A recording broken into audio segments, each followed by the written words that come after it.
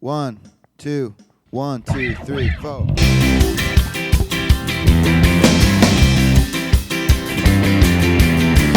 Hey folks, it's Sam Jacobs. Welcome to the Sales Hacker Podcast. We have a great guest on the show this week, someone I got to know over the past couple of weeks at Unleash, and I'm also going to be, because this is happening in the future, on his podcast this week. His name's Rob Jeppsen. He is the CEO of XVoyant. He is a longtime and well-respected sales leader, and he's going to talk to us about the importance of sales coaching, which is so important and so critical, and so much of the time we don't do a good enough job at it, or we're doing the wrong things, focusing on activities but not focusing on the rep. And Rob encourages us to focus on PDA, which is purpose-driven activities. So focusing on the right activities, not just all activities in general. Now, before we do that, we've got a new sponsor on the show. So our first sponsor is Showpad. Showpad is the leading sales enablement platform for the modern seller. So Showpad's all-in-one platform empowers sales and marketing teams to engage buyers through industry-leading training and coaching software and innovative content and engagement solutions.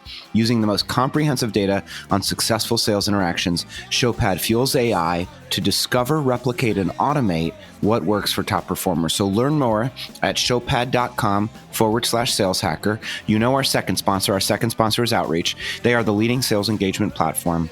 Outreach supports sales reps by enabling them to humanize their communications at scale, from automating the soul-sucking manual work that eats up selling time to providing action-oriented tips on what communications are working best.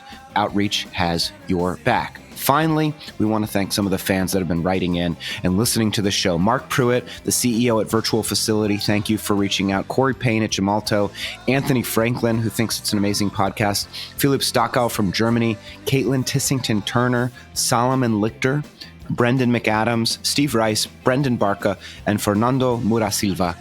Gracias a usted. Thank you very much for everybody that's listening. We really, really appreciate it. And without further ado, let's listen to Rob Jeppsen, CEO of XVoyant and an incredible force in the sales world. Hey, everybody, it's Sam Jacobs. Welcome to the Sales Hacker Podcast. We've got an incredible guest today. We've got Rob Jeppsen. And Rob is a career sales leader and also the founder and CEO of his own company. So let me give you his quick bio, and then Rob will fill in all the blanks, and we're going to have a great conversation. A lot of it focused on how to run a one-on-one and how to do sales coaching the right way. So Rob Jeppsen is founder and CEO of XVoyant. It's a sales leadership tech platform, and they're committed to helping organizations develop world-class sales leaders. Now, before forming XVoyant, just around 3 years ago, he worked at HireVue as Senior Vice President and General Manager of HireVue Coach. Before that, he was SVP of Sales for Zions Bank for 10 years. In that capacity, he led 700 salespeople across 7 lines of business, organized over 50 sales teams, and was responsible for sales targets exceeding over $3 billion. And then prior to that, I think he founded and sold 2 companies. He's been recognized and received a ton of awards, including 15 Gold and Silver Stevie Awards from the American Business Association, and including categories: Sales Leader of the Year, Sales Process of the Year, Sales Team of the Year, Sales Curriculum of the Year, Sales Coaching Program of the Year. And in addition to that, I think he received the first Salesforce Surfboard Award as a sales leader that best used Salesforce to win new business in the large enterprise category. So Rob, welcome to the show. Man, I'm just going to have you drop the mic. I can't live up to that, Sam. Thanks for having me, man. And You wrote it. I'm a big fan of your show. I'm honored to be on the phone, be on your podcast with you today. Thank you for inviting me. Well, we're super, super excited to have you. So you're a well-known speaker in the space, and you're flying around the country doing SKOs and telling us about how to do things better and do things right. So we want to talk about that. Tell us about XVoyant. You walked me through both the name, but give us a little bit of background on the company, what you all do, and why you founded it. Yeah, so I founded this company because I was a sales leader that worked at a large organization. I had a lot of reps. We were geographically dispersed, and I was the person who bought Salesforce. And I had my boss tell me when we spent over $1 million on a piece of tech, he said, "If this doesn't work, a head's going to have to roll, Rob, and I promise you it will not be mine." And I knew what you meant. Okay, that got my attention.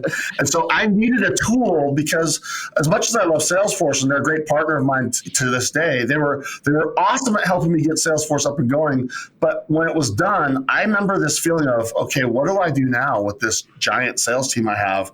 What do I have my managers do different, Sam? I didn't know what they were supposed to go log some calls, I guess, go put your opportunities in. I didn't feel like I had a clear line of sight on what do my managers do differently.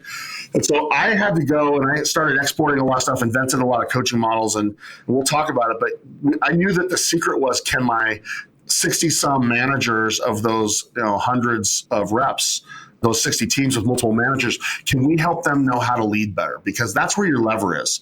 When you have a team, if your managers are leading 8 to 12 people, I needed them to be just as equipped as my reps were. And if you think about that, everybody's equipping reps and we aren't equipping managers. So I manually did it. It worked awesome. We got to the point where 76% of our team was hitting goal. We set 6 records in a row. And then Salesforce was the one that told me, you should start a business around this. And so today I have a tool that lives native in Salesforce, and it transforms Salesforce from a system of record to a system of action, system of improvement. And it's all around saying, in the one-on-one, we predict what one activity or one skill we should modify, and more important, what's it worth to that rep.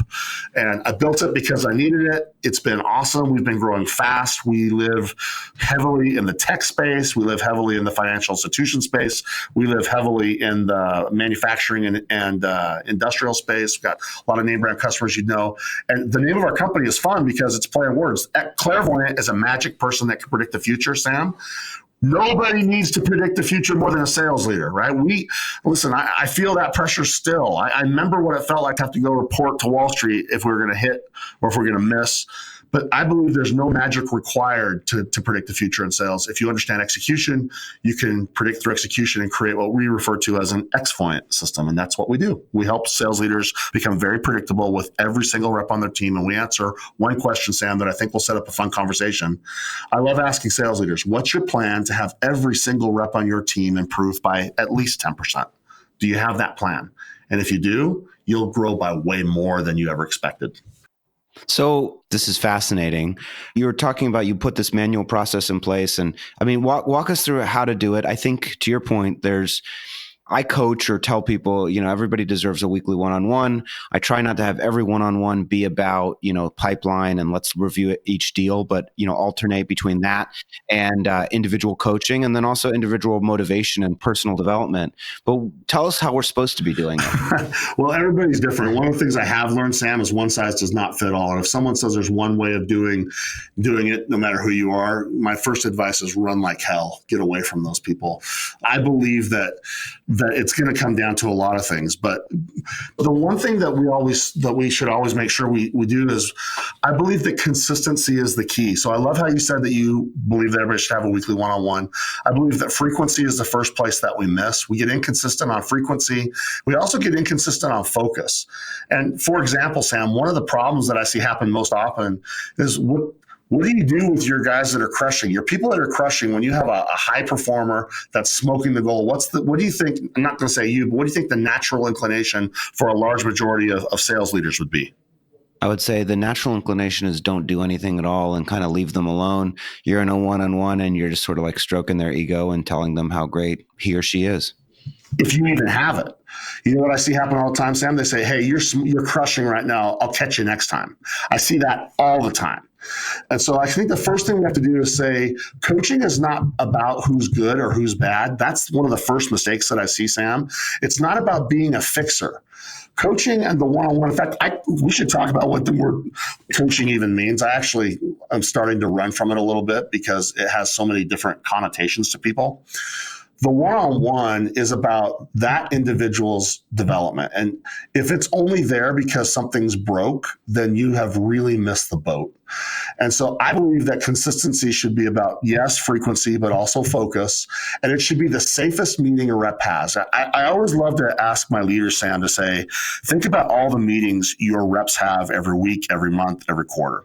How many of them are 100% about them and where they want to take their performance in their career? Well, this is the only one. The answer is very few. Yeah. So you better. So that's the first thing to focus. Here's the second thing that I see, Sam. Too many times the one-on-one is looking backward. It's what happened since we met last.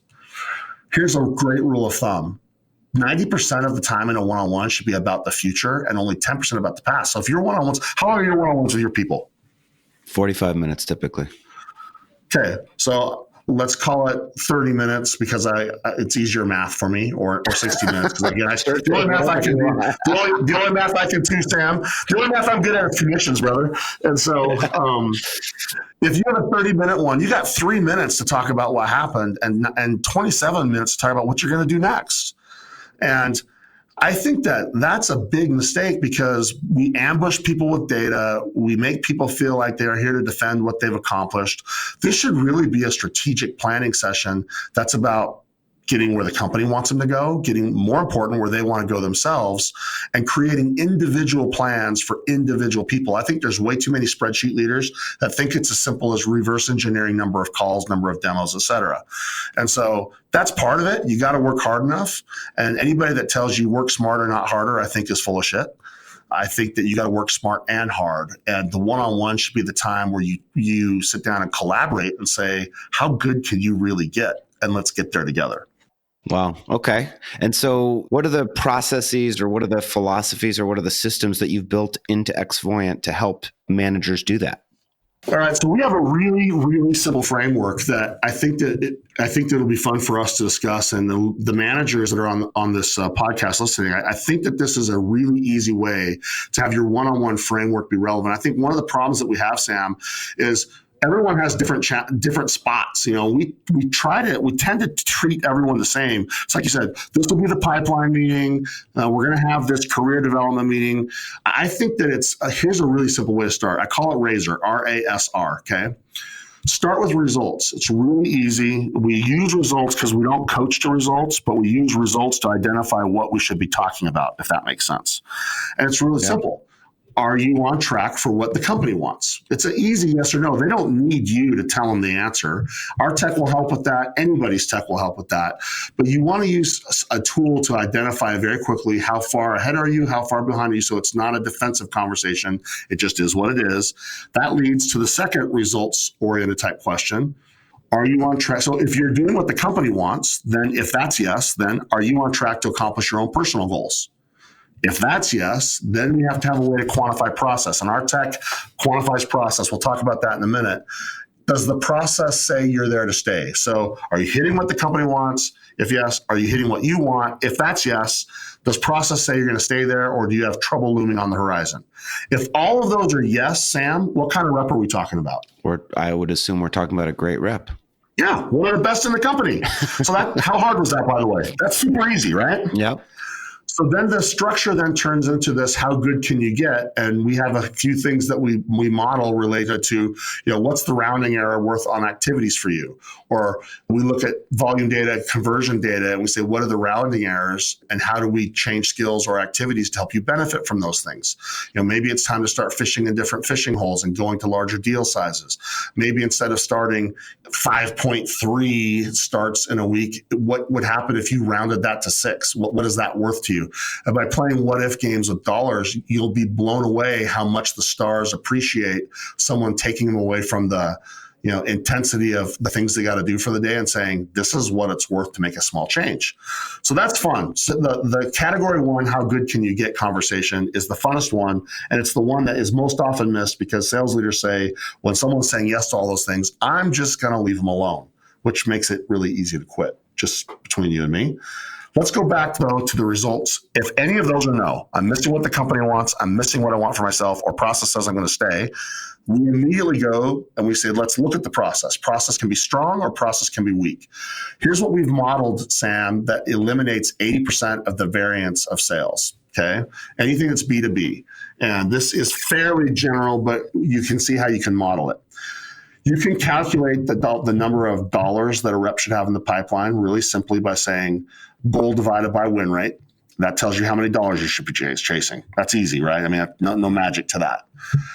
Then if you divide that dollar amount by their average deal size, you can also know how many deals should it be in the pipeline. And then we should use tech to derive what's their win rate, what's their cycle time look like from start to close and by stage. So if we can look at it and say you're either greater than or less than what you should be on dollars to the pipeline, you're either greater than or less than and deal flow to the pipeline, and you're faster or slower than where you need to be. If you get those three things, dollars, deals, and speed right, we've modeled it. It eliminates 80% of the variance in sales. There's still 20% shit just happens. But if you get those things right, start enough, with enough, fast enough, you get tons of consistency. And so we look at that and we say, if someone's process says, yes, I have those three things working for me, then we have someone with a great engine working for them, and we're going to tune their deals. So that's category 2, tune the deals. We look at stalled deals, and we look at must-win deals, and we look at miscategorized deals. I'll tell you how we do that in a second. Level 3 conversation is, if your process is weak, then you got to tune your sales engine. There's only 4 pistons. I've heard you talk about them. You're familiar with the sales equation. You know that formula. It's number of opportunities multiplied by average deal size, multiplied by win rate, divided by length of sales cycle. If your process is weak, you got to do activities that pump up the engine, tune the engine. If your engine is fine, then you got to tune the deals. And the way we do that is by focusing on verifiers rather than just sales activities. And what you find is you have 3 coaching conversations. How good can you get? Tune the deal, tune the engine, and it makes it so every coaching conversation is 100% relevant about getting where they want to go, not just where the company wants them to go. Okay. That's the framework. So I guess one of my observations is sometimes, we talk in numbers, right? Like win rate and sales cycle length and all of these things. But if to the point of, if you got 5.3 new opportunities a week or 5.3 meetings a week, and what would happen if you got it to 6? And I guess the implication there is that it's that easy as tweaking a number, when in fact the number is a reflection of like a set of embedded behaviors. So how do you change behavior to affect all of the output metrics that fall into a spreadsheet really nicely? That's a fantastic question, because it's not as easy as just modeling on a spreadsheet, but it starts with that. You want to first say, is our effort like consistent with people that are in that zone?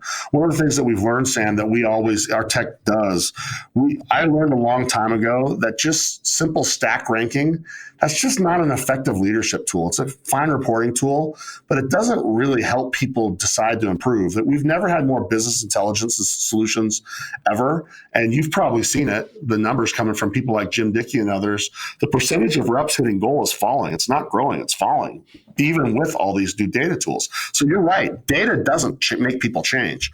People do. And so we surround those numbers with what are the activities that drive it, but more important, what are the skills? So call that skill to success. Every outcome that you track is driven by an activity that you do, like call it dials or emails or demos or whatever it is.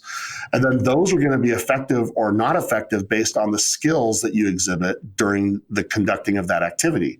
Maybe it's questioning skills. Maybe it's the way you handle objections. Maybe it's the way you, like something as simple as the way you deliver a proposal, we found can drive a massive swing in win rates and cycle times.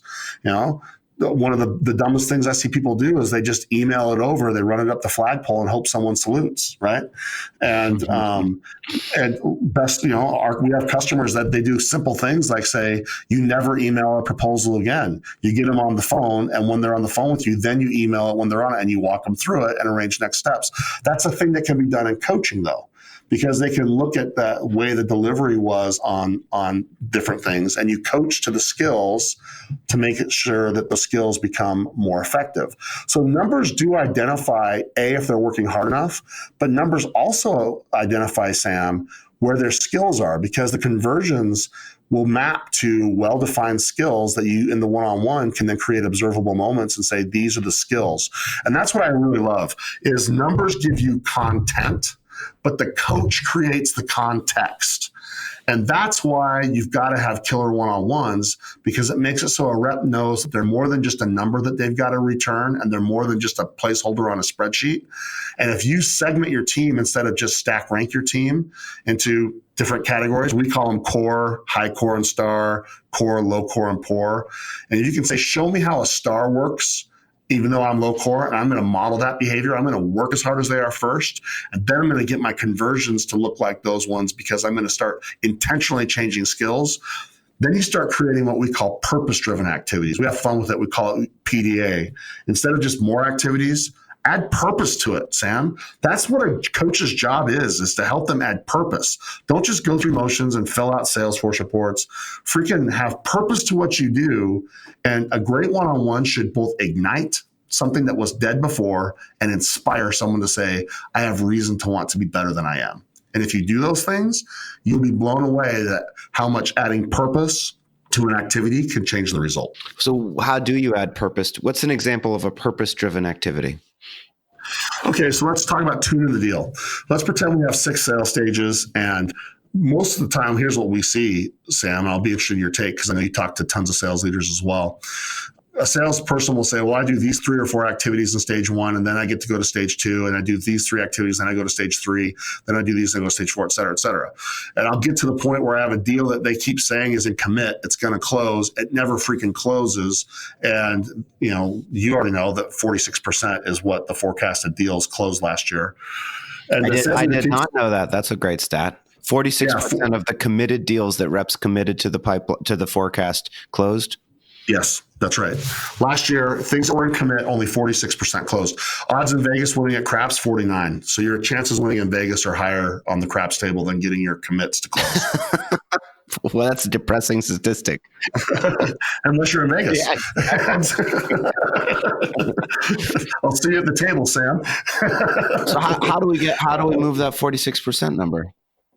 So everybody talks about things like exit criteria, but here's the problem with using the term exit criteria. Exit criteria is still interpreted by a rep that, well, if I've done this, then I have the exit criteria. We believe, and our point of view and what we help our customers build is that you need customer verified outcomes. We refer to them as verifiers. Everybody can have a different name for it. But think of it as a toll booth, Sam, where the toll has to be paid by the customer. So the rep does these 3 things, but they have to get this from a customer. And it's got to be something that you can say, here it is.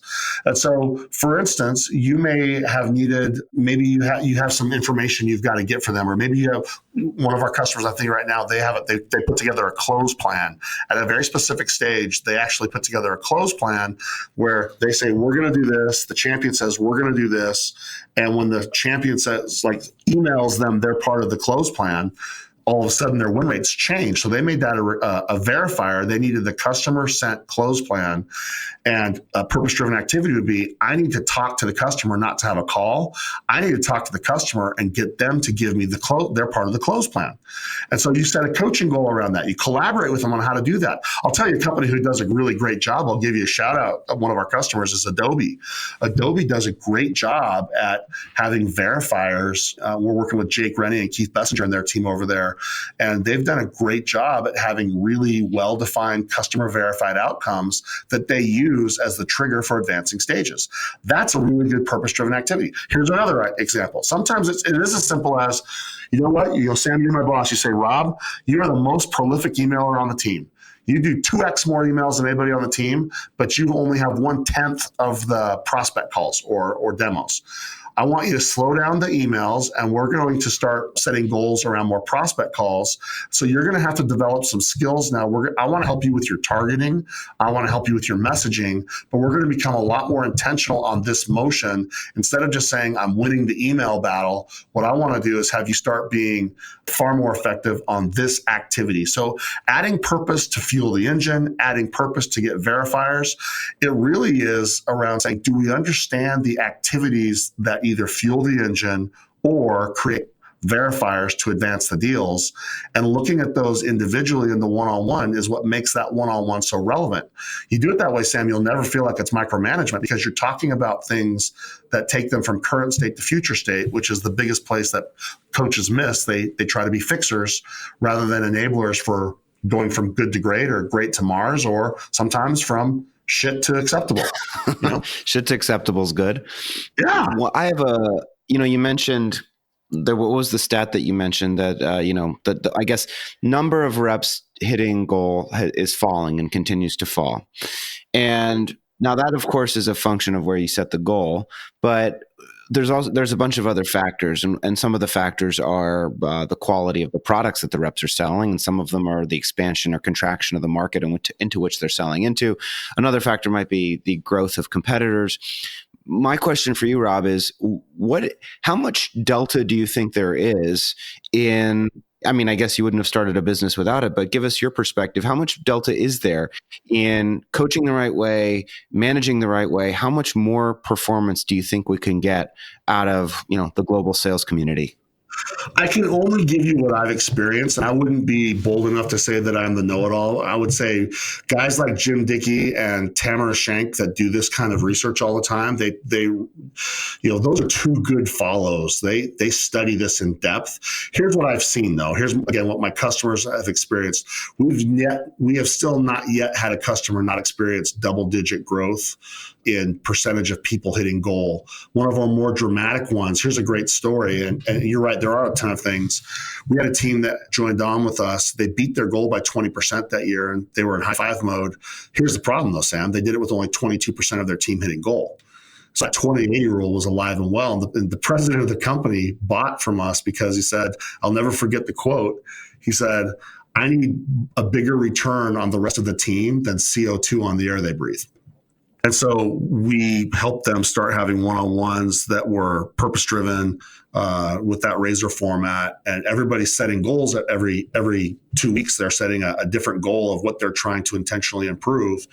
And we're the only company that measures coachability. That's another interesting dynamic. When your reps know that you're measuring their coachability, they're the ones that are setting their goals. They become very, very involved in setting that goal because they want to make sure that they set goals that they have a good chance on hitting. Here's what I found. You won't ever have everybody get better, Sam. You're right. Some people set ridiculous goals.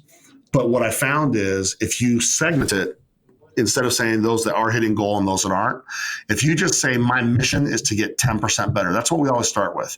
Can I find ways to get 10% better? That's a very interesting question, Sam. And the bigger you are, the more powerful that question is. And if everybody has a plan that they're working on that they know in their head says, I get at least 10% better, they all know what that does for them financially. Nobody joined sales, Sam, because they wanted to suck. Our profession is attracting people that are motivated, that want to do big things with their careers. And so when you have someone that helps them identify, how do I just get 10% better? And then next time we meet, we're going to see if we're doing that. That's what we found is the leader has a huge impact, not by saying get to goal. That's a weak approach. It should be take where you are and let's get that +1 because that's better. And the next time we're going to get there, we're going to take where you are and we'll try and get that +2. And the great leaders, they inspire that kind of performance, Sam, not because there's so much variance, but because you can always find something to tweak to help them self-correct and it's that setting the sail. I don't know if you follow Jim Rohn, the old business philosopher guy. He has a super famous speech called The Setting of the Sails, and he says that the sailing ships, they didn't only get there if the wind blew them in the right direction. They set their sails and they drove their rudder, and they could end up wherever they wanted, not because of the direction that the wind blows, but because of how they set their sails.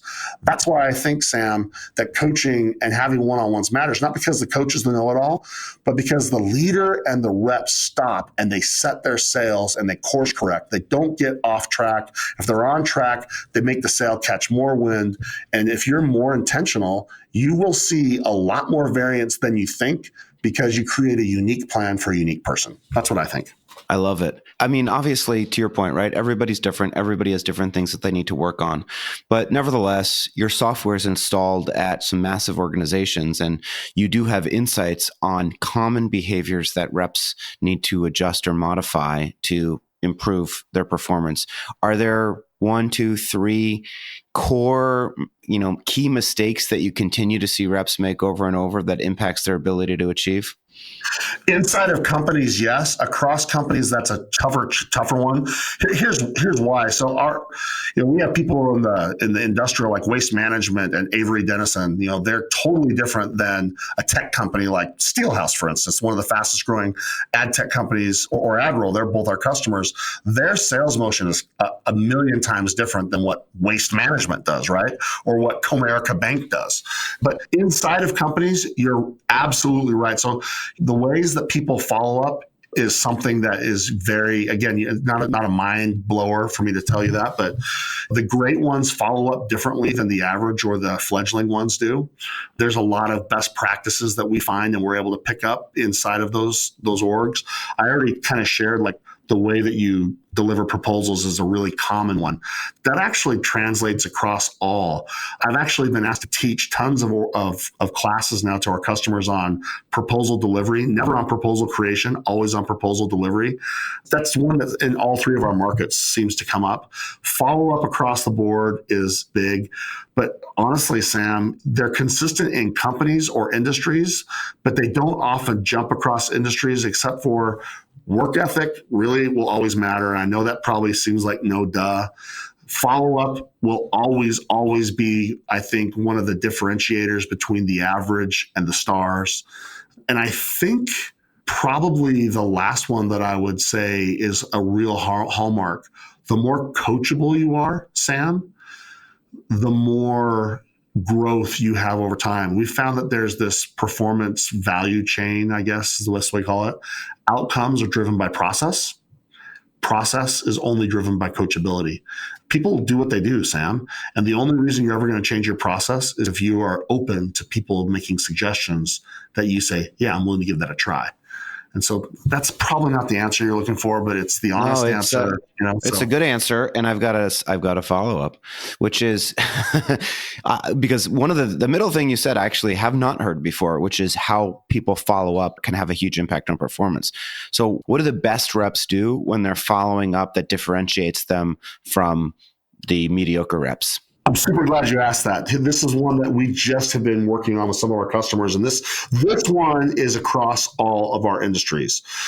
The great ones make sure that before they're done talking to them, that customer or that prospect knows what's going to happen next, and they've actually organized it before they go. So it's not like, hey, I'll call you. It's get your calendar open now, so we're scheduling when that follow-up conversation is going to be.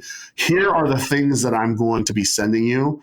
I don't want to just send them to you. I'd like to get on the phone and walk them through with you to make sure that you know how to use these, and that if there's any questions, you can give it to me then so I can modify those. That is an awesome best practice that we're finding, that the people who they don't just say, hey, I'll get back to you, then they get it, and then they cross their fingers and hope. They're scheduling it. They're actually not just sending it to them. They say, I'm going to get you on the phone and then I'm going to send it to you. Those things are small tweaks, but it shows buyer intent. If the buyer's not willing to actually make sure that what you're sending them for follow-up is meeting their needs, that's actually an indicator on how well you did in that call that you're on. If you think about that, that's a best practice that's we're seeing right now.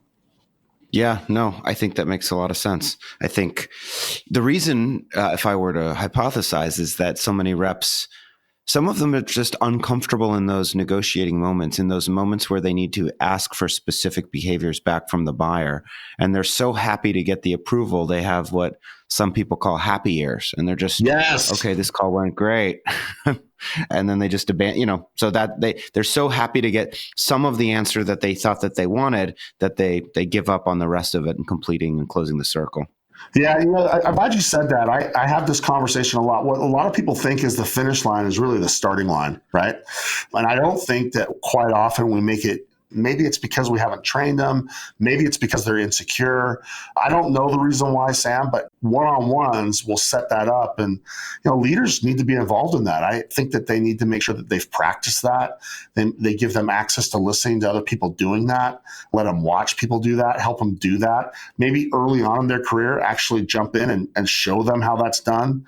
And then I think that when you start showing people how to do the job rather than telling them how to do the job, it becomes much easier for them to model that activity. Yeah. So I guess fundamentally, I know this is sort of like a leading question, but so you fundamentally believe people are coachable, I would assume, because you believe so much in coaching. I do. You'll have some people that, again, Sam, the bigger you are, you'll never have 100% of a population doing anything. I always tell that to our customers. If you look at us as a silver bullet, you're going to be bummed. But I do believe that people are coachable. And I've seen some of the most rigid people change. It starts never like with the more rigid people.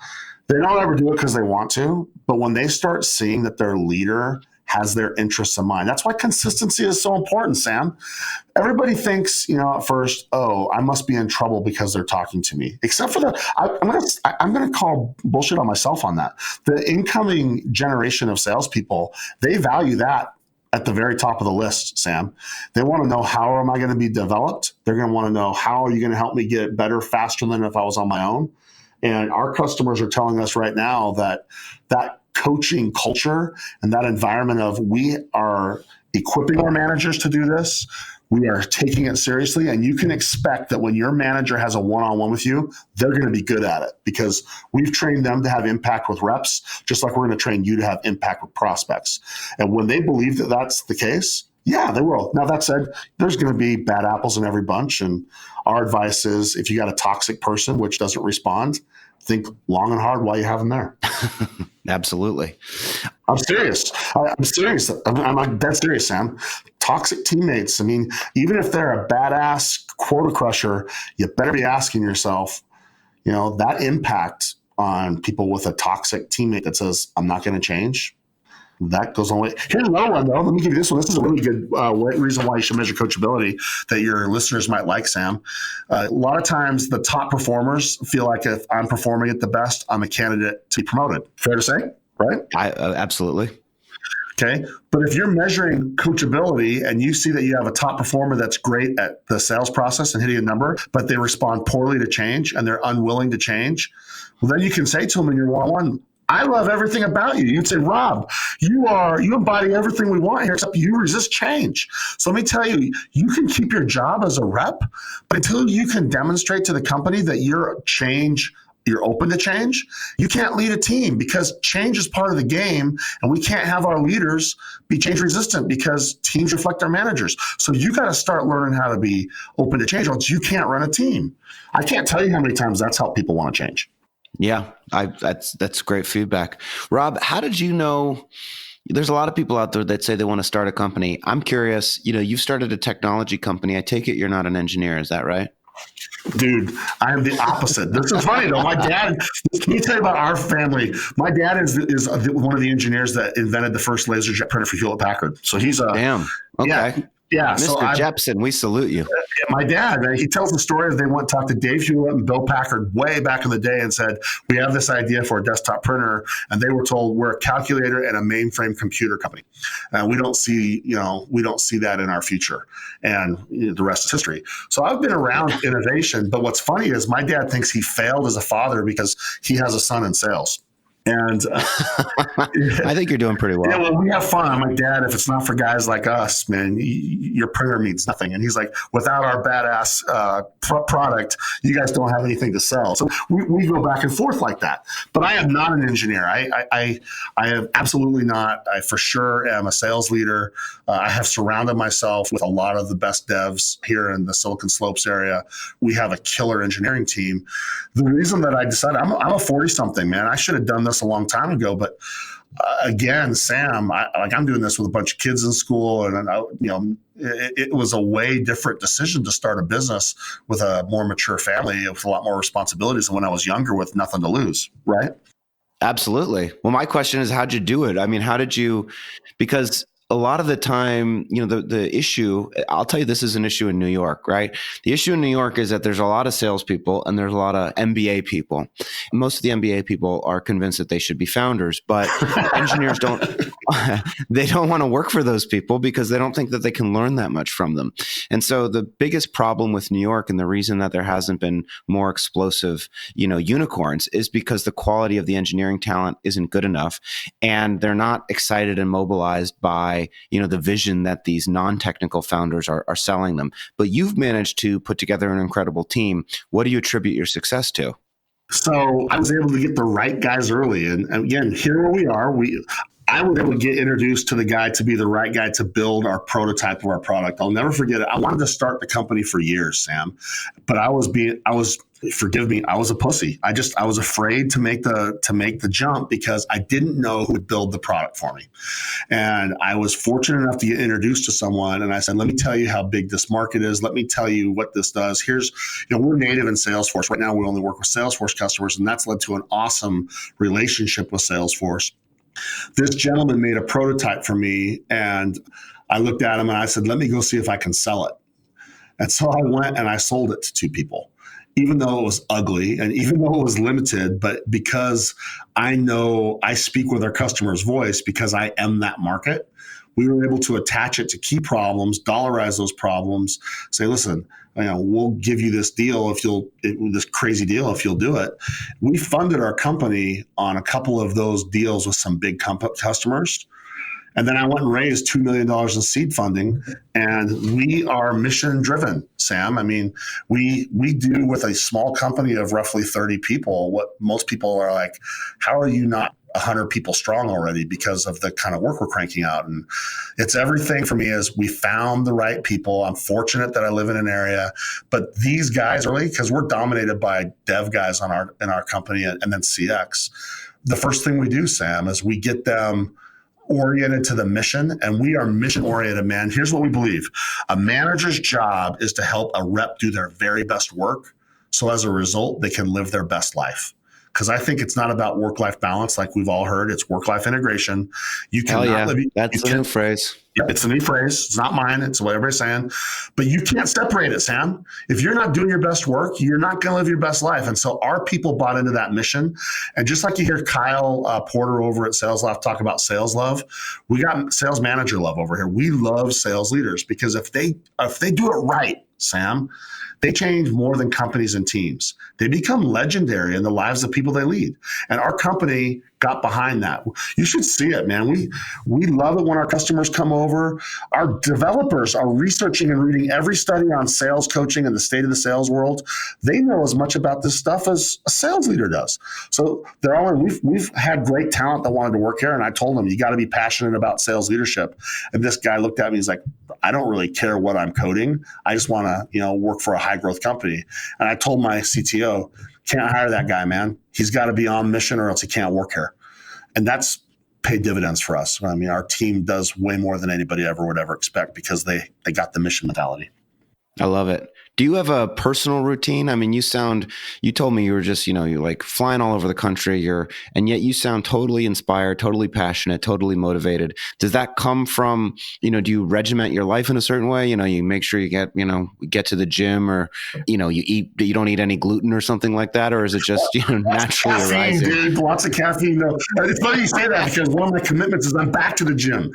I was so focused on the job that I lost track of the other things. And, that's one of the lessons that I've learned as a founder, that if you got other founders that are listening, I do have a responsibility to my investors, and I have a huge responsibility to my team members to give them all I got, man. I owe them my A game every single day. I owe my customers my A game every day.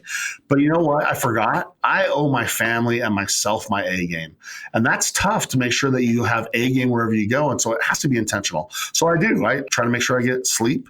I try hard to kind of feed the soul. I love my family. I love my children, but I'm a voracious reader. I find that reading inspires me. I read 3 types of books.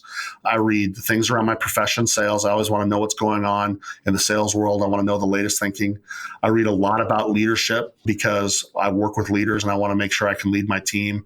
And then I also finish with, I read success stories because I'm one of those guys that believes what you think about is what you'll do. So I fill my head with success, man, and my motor drives. And I'm authentic. What you hear right now is authentic. I mean, I love what we do, Sam. We change companies, we change lives, and it's so fun to sell to and work with people that have the same challenge that I had my whole career. How often do you get to do that? It's amazing. Give us 3 books that you love that we should read. One of each. My success one that I love right now is Shoe Dog, Phil Knight's story of Nike. Have you read that? Great book. I have read that book. That's amazing. How awesome is that book, right? The thing I love about it is that Nike didn't go public until the company was like 15 years old. I think he started in like 63, 64, 65 or something, and they went public in like 1979 or 1980. And, he'd been doing it a long ass time. And, it wasn't like it was an instant success story.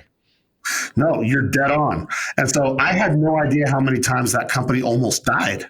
And so, yeah, exactly. Yeah, and my favorite quote from that book was where he said that when he was selling financial Instruments at whatever it was, and he was selling encyclopedias as a door-to-door sales guy, if you remember that. He said he hated his life, but when he started selling shoes, they were just flying out of the trunk, not because the shoe was the best. In fact, if you remember, he didn't even make the shoe. It was someone else's shoe that he private labeled.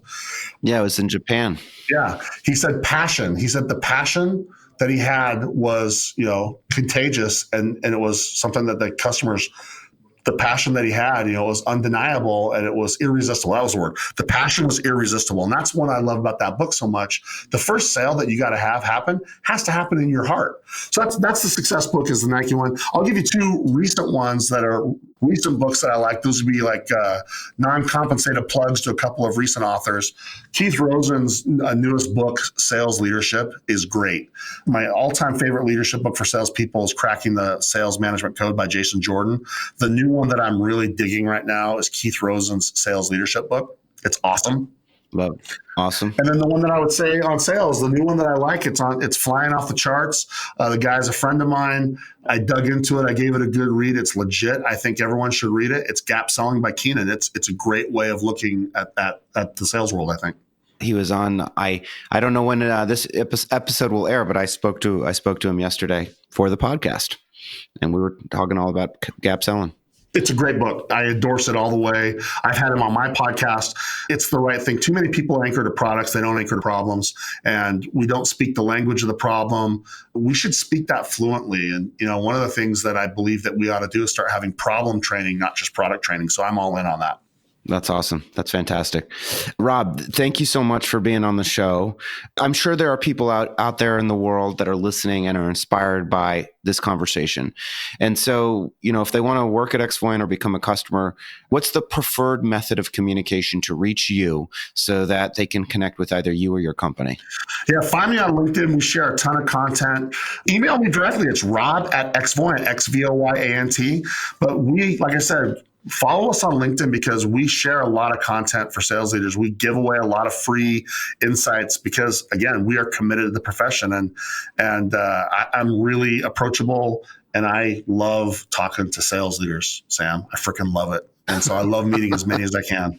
Well, I look forward to meeting you in person in a couple of weeks. And Rob, thanks so much for being on the Sales Hacker podcast. This has been awesome. Sam, thank you for having me. Again, I'm honored to be here. And thank you for building such a great resource for the entire sales community. It's a terrific show. Thank you very much. I'll talk to you soon.